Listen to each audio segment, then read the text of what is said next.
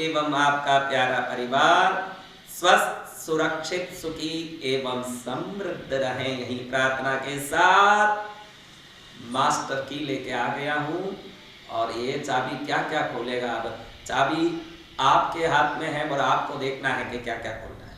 कल हम बात कर रहे थे कि एक वस्तु को अगर आप हल्का लेते हो तो कई बार मुझे वो कहावत याद आती है, जहाँ दांत साफ करने के लिए एक छोटा सा पिन का काम आएगा, वहाँ सब्बल लेके आप दांत साफ नहीं कर सकते, लेकिन हम सब्बल को महत्वपूर्ण मानते हैं और तिनका को हम उपेक्षित करते हैं।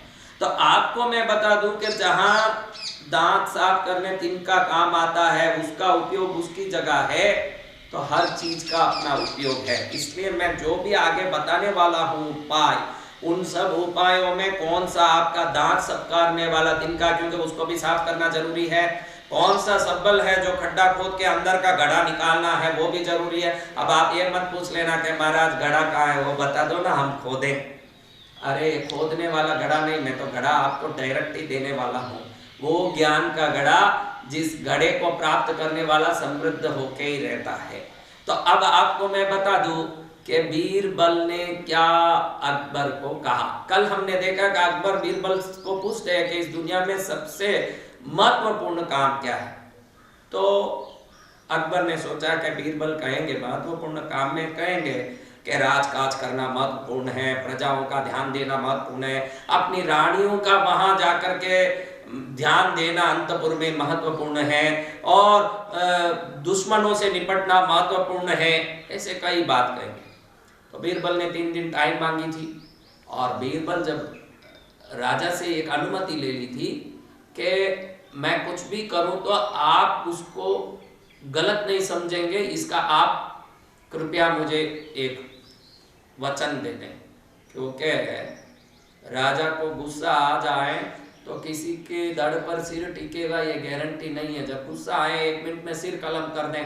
इसलिए बीरबल को लगा मैं कुछ करने जाऊं तो ये कहीं नाराज हो गया तो मेरा प्राण को आफत पड़ जाए, इसलिए पहले ही इजाजत मांग लिया कि मैं कुछ भी करूं उसका परमिशन भी दीजिएगा, और कुछ भी करूं तो उस पर आपको गुस्सा नहीं होना ये वचन भी दीजिएगा। पहले तो परमिशन ले लिया कि आपके सब सिपाहियों को सबको कह दो जो बीरबल कहे वो करें।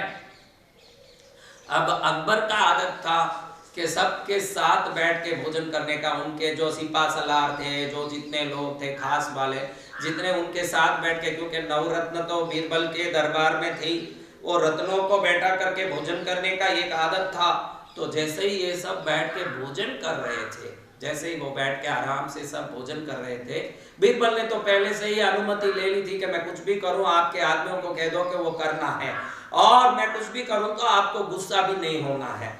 तो ये सब अंदर बैठ के खा रहे हैं, भोजन कर रहे हैं, 56 भोग लगा। अब राज दरबार में कौन सी चीज की कमी भाई, अकबर जैसे बादशाह के लिए क्या कमी, सब बैठ करके भोजन कर रहे हैं। इतने में बीरबल ने अपनी अनुमति के हिसाब से बाहर से ताला दिलवा दिया।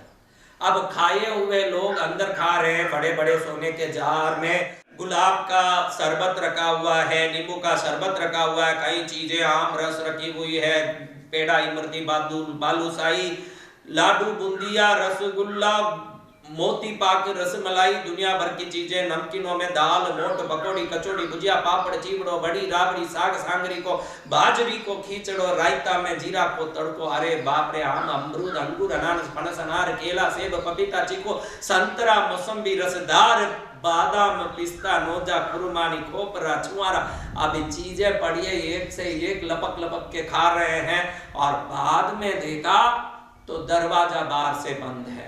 अब अकबर लाल पीले हो, बाहर से सिपाही ने आदेश दिया, आपने आदेश दिया है, वैसे बीरबल जी ने कह दिया ताला देना है, और ताला देके चाबी वो ले गए। अब अकबर को लगे कि ये चाबी भी ले गए और मैंने वचन दिया जो करे तू कर, अब उसको हमने वचन दिया तो वचन कैसे तोड़े। अब थोड़ी देर में लगी पेशाब और थोड़ी देर में लगी टट्टी। अब पेशाब टट्टी लगने लगी तो एकदम परेशान होने लगे और घबराने लगे। इतने में जो पास में थे जितने भी ये दरबारी, सिपा सलार, दूसरे जो महत्वपूर्ण लोग, सेनापति, मंत्री, सबको भी टट्टी लगने लगी। एक दूसरे पेट पकड़े, अब एक के सामने एक जाए कान, एक के सामने एक करे कैसे। अब इस चक्कर में सब घबरा रहे हैं, लाल पीला हो रहा है, वो एक की धुन चढ़ा हुआ कि कैसे दरवाजा खोले और भागे। अब आप ही देख सकते हैं कि इस चीज को रोके न रुके न रुके न रोके। अब ऐसी चीज है, इसमें कैसे क्या रोके? जब बहुत परेशान होके घबराहट हो गई, अब सबकी इज्जत की भी बात है, किसके सामने कौन पैजामा खोल के बैठ जाए। अभी एक तो राजा है, मंत्री, राजा के सामने मंत्री खोले कैसे, मंत्री के सामने राजा खोले कैसे, सबकी अपनी पदवी की भी अपमान हो रही है, इज्जत की बात है। अब एक दूसरे घबराए, बहुत परेशान हुए, तब बीरबल ने खोला दरवाजा और तुरंत सब भागे पीछे, और जाके आने के बाद बड़े आराम महसूस किए। तब अकबर को बीरबल ने पूछा, आपको महत्वपूर्ण काम क्या है, ये समझ हो गया होगा महाराज। अब वो सोचे कि मेरी राजकाज रही, मेरे शत्रुओं पर विजय एक तरफ रहा। मैं मानता हूं बीरबल के दुनिया में कभी हम जिस चीज को महत्वपूर्ण भी नहीं समझते हैं, वो कितना महत्वपूर्ण है वो समय बताता है। समय उस चीज को कितना महत्वपूर्ण है ये बतवा देता है। और समय अच्छे अच्छे को दुर्बल और अच्छे अच्छे को सबल कर देता है। बीरबल, मैं मानता हूं कि आज तूने जो शिक्षा दी, इससे ही मुझे समझ पड़ गया ये कि हम किसी चीज को महत्वपूर्ण मानते और किसी चीज को निकृष्ट मानते हैं, तो अब हमको समझ लेना चाहिए कि तिनके की जगह तिनका और सब्बल की जगह सब्बल काम आता है। और जिस चीज को जहां उपयोग करना वहां करके ही रहना पड़ता है। और आपको भी ये बता दूं कि जब मैं ये बातें बता रहा हूं तो आपके दिमाग से कुछ बातों में ऐसे लगेगा कि भाई ये बात तो कोई खास नहीं है, इसको निकाल दो, ये बात महत्वपूर्ण है। आपको बता दूं कि भाई अगर मैं आके ताला दे दूंगा ना, आपके घर का अंदर फंसा दूंगा, फिर आपको मालूम पड़ेगा कि ये भी बहुत महत्वपूर्ण काम है। इसलिए सावधान कर दो कि आपको ध्यान रखना है कि क्या चीज महत्वपूर्ण है और क्या महत्वपूर्ण नहीं है। इसको छोड़ के हर चीज में क्या महत्वपूर्ण तत्व छुपा है उसको ढूंढना जरूरी है। अब पिछले एपिसोड देख के कई लोग पूछ रहे थे कि हम सीरियल देखते हैं, कि आपको क्या नाराजी महाराज, आप हमको सीरियल तो देखने दीजिए। आप जरूर मनोरंजन करिए, राजी होइए, कोई मना नहीं, क्योंकि जीवन में मनोरंजन का भी कुछ स्थान होना चाहिए। जीवन बिना मनोरंजन का हो जाएगा तो मन कहीं ना कहीं जाके क्लिष्ट चीजों में फंस के उद्विग्न हो जाएगा। इसलिए मनोरंजन चाहिए, लेकिन जिनसे मनोरंजन करवा रहे हो उसको आप छोटे से घर में बैठ के देख रहे हो या छोटी व्यवस्था में देख रहे हो, तो भी आप उनको पैसा दे रहे हो। आप ही बड़े हो, वो बड़े नहीं है, इस बात का आप ध्यान रखिए। भले वो 1000 करोड़ के बंगले में रहता होगा, मर्सिडीज की गाड़ी में उतरता होगा, वो सब पैसे आपने पिक्चर देखने के लिए जो टिकटों के पैसे दिए हैं, उस पैसे से उसने कमा करके इकट्ठे किए हैं। जैसे हमारे माननीय मोदी जी हैं, जो इस देश के लिए कुछ न कुछ विशेष रूप से प्रावधान लाना चाहते हैं, सुविधाएं देना चाहते हैं। आपको 1 से 10 बार टटोल के देखना चाहिए कि अंधविश्वास भी नहीं करूं, अंध विद्रोह भी नहीं करूं, उनके साथ जुड़ के काम करूं जिससे कोई देश का भला हो, कोई अच्छा हो। कि ये मनुष्य जन्म दुर्लभ जन्म हर व्यक्ति को सफल होने के लिए मिला, और ये लोग पूरे दिन एक्सीडेंट का न्यूज और बलात्कार का न्यूज, अपहरण का न्यूज, मर्डर का न्यूज, राजनेता का घूस खाने का न्यूज, पूरा दिन इसको आज तक का न्यूज, कल तक का न्यूज, परसों तक का न्यूज और जीवन तक का न्यूज। अरे आप जब इस जीवन से कहीं पहुंचेंगे नहीं तो आपका न्यूज क्या होगा, इसको थोड़ा सोचेगा। वो तो दुनिया का न्यूज आप छोड़ दोगे, आप दुनिया में एक न्यूज बनो। ऐसा मेहनत करना कि दुनिया का न्यूज सुनते हुए हमारा टाइम वेस्ट करना। कि आपके जीवन को श्रेष्ठ बनाने वाले कितने काम आपके सामने पड़े हैं, उन कामों को छोड़ के इस मजे लेने में पड़े रहोगे तो फायदे लेने में कब जाओगे, ये मेरी चिंता आपको ये समझ देने के लिए मजबूर कर रही है। आपको बता दूं कि कोई किसी का देख के कोई बड़ा आदमी नहीं बना। जो भी श्रेष्ठ बना वो अपनी स्वयं के स्टाइल से, ताकत से श्रेष्ठ बना है। आप अपनी श्रेष्ठता बढ़ाओ, अपनी विशिष्टता बढ़ाओ, अपना उपयोग श्रेष्ठ कर लो, इसमें कल्याण होगा। वो हीरो बोलता है कि मेरे पास गाड़ी है, बंगला है, तेरे पास क्या है, तो ये सब आप डायलॉग मारते बैठोगे तो आपके पास कुछ नहीं आएगा। आपके पास गाड़ी बंगला आने के लिए क्या करना चाहिए, ये उपाय करने से गाड़ी बंगला आएगा, डायलॉग मारने से किसी को कुछ नहीं आएगा। इसलिए आप मनोरंजन को जितना स्थान देना चाहिए, जितना आदर देना चाहिए, जितना इज्जत देना चाहिए उतना दीजिए, क्योंकि मनोरंजन भी जीवन में होना चाहिए। लेकिन आप इन मनोरंजकों से भी ऊपर हो, भले उनसे सुविधा में कम हो, लेकिन हम सुविधा कितनी रखते हैं ये मायना नहीं रखता। हम इस संसार में महत्वपूर्ण है, ये सोच मायना रखता है। आप अपने आप को महत्वपूर्ण मानो, ये सब दुनिया के लोगों को महत्वपूर्ण मान के आप स्टेटस में, डीपी में इनका फोटो डालना, इनको देखना, ये सब बंद करो। आपके डीपी में अगर आपका माँ बाप का फोटो है तो मैं समझूंगा कि आप एक कर्तव्यमय पुत्र हो। आपके डीपी में आपके इष्ट का फोटो है तो समझूंगा कि आप एक ज्ञान युक्त पुण्यशाली हो।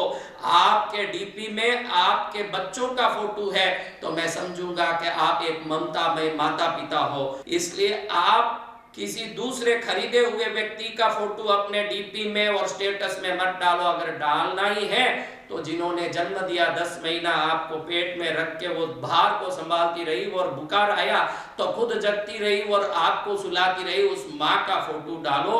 अपने पिता का डालो जिन्होंने मरते समय पूरा दिन धन आपका कर दिया और खुद एक लंगोट के साथ पहुंच गए मसान घाट में। आपके इष्ट का डालो जो सर्वव्यापी बन के आपके जीवन की संरक्षण कर रहे हैं, या उन भगत सिंह या उन महापुरुषों की डालो, कम से कम विनोबा जी का या वल्लभ भाई पटेल का तो डालो जो इस देश के लिए कल्याण कर गए। उनका डाल के क्या करोगे जो आपका लूट करके अपना घर बना रहे हैं। फिर भी मेरा प्रवचन इस टॉपिक का नहीं है, लेकिन मन जलता है तो कुछ धुआं बाहर निकल के ही रहती है। जब भी कुछ जलेगा ना, वहां कुछ धुआं तो दिख के ही रहेगा। मेरा मन जलता है कि आज की ये युवा पीढ़ी, आज की भारतीय नारियां किसके पीछे पड़ी है, टीवी सीरियलों में, पिक्चरों में, इनमें, और उन किसको नायक मानती है। जिनको नायक मानना चाहिए था वो सुभाष चंद्र बोस को हम भूल गए। फिर भी आपको बता दूं कि बहुमूल्य उपाय को जब मैं बता रहा हूं तो आपको पाने के लिए बिल्कुल तत्पर रह के जीवन को सफल करने के लिए मन को मजबूत करके रहना है। अब सफलता की चाबी किस प्रकार आएगी, अब हम ये देखने के पहले देख लिए कि कोई भी बात ना महत्वपूर्ण होती है, कोई भी बात ना महत्वहीन होती है। वो बात होती है जो समय पाके स्वयं प्रकट होके हमसे काम करवाती है और हमसे फायदा करवाती है। इसलिए हर काम को, हर बात को, हर वस्तु को, हर व्यक्ति को समान अंतर में देखे वही होशियार व्यक्ति है। अब हम देखते हैं कि आप सफल होना चाहते हैं, हर व्यक्ति कुछ पाना चाहता है। किसी को पूछे मेरा बेटा कलेक्टर बने, मेरा बेटा इंजीनियर बने, मेरा बेटा लॉयर बने, मेरा बेटा पायलट बने, ऐसे कहते हैं। किसी को पूछो वो कहते हैं मुझे ये होना है, वो होना है, धन कमाना है, माल कमाना है, मसाला कमाना है, पैसा कमाना है, ये करना, वो करना। अब आपको मैं एक बात पूछना चाहता हूं कि ये सब बातें ठीक है, पानी कब बाप बनना शुरू होता है? मुझे ये सवाल करना है कि पानी कब बाप बनना शुरू होता है। ये पहला सिग्नल है। पानी कब बाप बनना शुरू होता है महाराज? पानी तब बाप बनना शुरू होता है जब 100 डिग्री हो जाती है। अब देखो 1 से 100 तक की यात्रा का समय कितना, और 100 होते ही बाप बनने शुरू हो जाए उसके बाद का मेहनत कितनी। अब कोई कोशिश करे कि पानी बाप बन जाए लेकिन 100 डिग्री तक गर्म नहीं करे तो क्या बाप बनेगा? और जो 100 कर दिया उसको फिर बाप कराने के लिए कुछ और मेहनत करना पड़ेगा, फिर तो वो स्वयं ही बाप होगा। आपके अंदर सफल होने के लिए इतनी गर्मी है क्या, पहले ये देख लो कि वो गर्मी आपको सफलता का बाप चढ़ा दे, और वो नहीं होता है तो समझो कि गलती आपकी गर्मी में है। गर्म होना पड़ेगा और जो सफलता का बाप को आपके अंदर से उत्पन्न कर सके। कई लोग कहते हैं कि हमको अरबोपति बनना, हमको करोड़पति बनना, हमको दुनिया में नाम करना। मैं देखता हूं कि उसका सोने का टाइम दुनिया जितना घंटा सोता है उतना ही है, उसका काम करने का टाइम दुनिया जितना घंटा करता है उतना ही है, जिसका सोच समझ का टाइम दुनिया जितना घंटा करता है उतना ही है। जब दुनिया जितना काम करता उतना ही तू करेगा तो दुनिया जैसे जी रहा वैसा ही जिएगा, तू उससे ऊपर कैसे जिएगा महाराज? मेरे को तो ये समझ नहीं आता है कि जिसको दुनिया से ऊपर उठना है उसको दुनिया से हटके मेहनत भी करनी पड़ेगी। अब कई बार ऐसे आता है कि महाराज मैं मेहनत करता हूं तो फिर भी सफल नहीं होता हूं। मैं करता तो हूं बहुत काम, नौकरी में भी मेरा टाइमिंग ज्यादा है, मैं ओवर टाइम भी करता हूं, लेकिन मेरे पास उस ओवर टाइम के बाद भी कोई सुख नहीं आता है। तो हम कैसे करें? तो मैं विचार में पड़ गया कि ये क्या बात है। आपको एक बात बता दूं कि अब मैं ये जो कार्यक्रम शुरू करने वाला हूं, इसमें उन चीजों के बारे में बताने वाला हूं जो प्रकृति से तरंगे रखती है, जिनकी तरंगे प्रकृति से काम करती है, जिनकी तरंगे आपके अंदर कोई तरंग की ऊर्जा की कंपन की कमी हो। अब ये बात भी बताना जरूरी है कि एक व्यक्ति के अंदर उसका धड़कन, वो कंपन है, वो धड़कन उसके अंदर से कंपन उत्पन्न करता है। उसके अंदर के वो धड़कन के बाद जो शरीर में गर्मी उत्पन्न होती है, ये धड़कन निरंतर गर्मी उत्पन्न करती है, वो गर्मी से एक ऊर्जा उत्पन्न होता है, और ये ऊर्जा और कंपन दोनों मिलके एक तरंग को उत्पन्न करते हैं। जिस आदमी में जिस प्रकार का तरंग है वो उस प्रकार का विचार करता है, उस प्रकार के क्षेत्र में जाके सफल होने की कोशिश करता है, उस प्रकार के कार्यों को करके वो स्वयं में सिद्ध होने की कोशिश करता है। इन सब कोशिशों को देखने के बाद आपको समझ आएगा कि हर व्यक्ति एक द्वीप है। Every man is an island, हर आदमी एक आइलैंड है, हर आदमी द्वीप है। द्वीप कैसे मरा? सबके विचार अलग, सबका सोच अलग, सबकी रुचि अलग, सबका सिलेक्शन अलग, सबके अपने जीवन के प्रति भाव अभाव अलग, हर चीज अलग है। तो हर व्यक्ति एक द्वीप है। इतना ही क्यों, हर व्यक्ति के अंगूठे की रेखाएं अलग, हर व्यक्ति के हाथों की रेखाएं अलग, एक से दूसरे का आज तक 600 करोड़ व्यक्तियों में एक का भी जुड़ा नहीं, तो विचार रुचि स्वभाव कैसे जुड़ेगा? तो ये कैसे होता है भाई? अब मैं कई बार विचार करता हूँ। कल सुबह में मैं ऊपर साधना में जा रहा था तो देखा एक मकड़ी ने जाल बुना हुआ है। ये मकड़ी का जाल कई बार देखने में आता है। कभी मैं इंदौर 6 महीने रहता हूँ, कभी उज्जैन रहता हूँ, कभी विंध्याचल, कभी हिमालय। तो जब 4 महीने बाद वापस आते हैं तो देखते हैं कि कहीं कहीं जिस जगह पर ध्यान नहीं दिया गया वहां मकड़ी ने कोई जाल बिछाया है, जाल बनाया है, जाल बुना है। अब मैं देखता हूं कि जाल बना, बिछा, बुना सब ठीक है, मैं ABCD बोलता हूं तो भी वो किसी टीचर का सिखाया हुआ है। मैं खाना खाता हूं तो भी मेरी माँ का सिखाया हुआ कि नीचे गिराए बगैर ऐसे खाना है। और मैं कपड़ा पहनता हूं तो भी उस लंगोटी के नाड़े को गांठ कैसे डालना मेरे गुरु ने सिखाया है। और मैंने हर चीज नहाने से लेके हर चीज सीखा।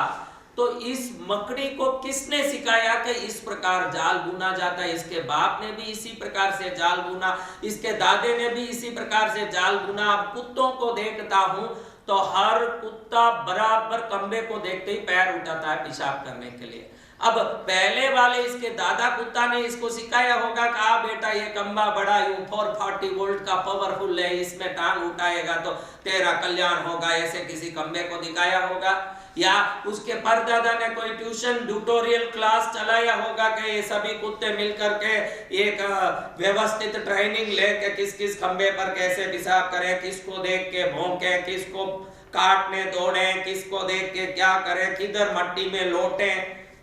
मैं कल रात में ये विचार करीब आधा घंटा करता रहा उस मकड़ी के जाल को। सीधा ऊपर ही मेरे साधना आश्रम के ऊपर ही मकड़ी का जाल अभी लगा हुआ, अभी निकाला नहीं है, वो मकड़ी का जाल लगा हुआ। उस मकड़ी के जाल को देखा तो मुझे एक चीज ध्यान आया कि हम हेरिडिटरी जीन्स को मात्र आगे फॉरवर्ड नहीं करते। मेरा बेटा है तो जो कई लोग देखते हैं कहते हैं कि संकेश भाई आप तो गुरुदेव जैसे ही दिखते हो, कई लोग ऐसे कह देते हैं। अब ध्यान रखने जैसी बात यह है कि हम सिर्फ हेरिडिटरी जीन को खाली फॉरवर्ड नहीं करते, उसमें हमारी यादाश्तियों को भी फॉरवर्ड करते हैं जो सफलता का सबसे बड़ा स्रोत है। अगर ये समझ आ जाए तो हम कहां पहुंचेंगे अलग बात है, कल हम देखेंगे। और कल मिलेगी सफलता की चाबी की पहली कुरियर। जय मां पद्मावती।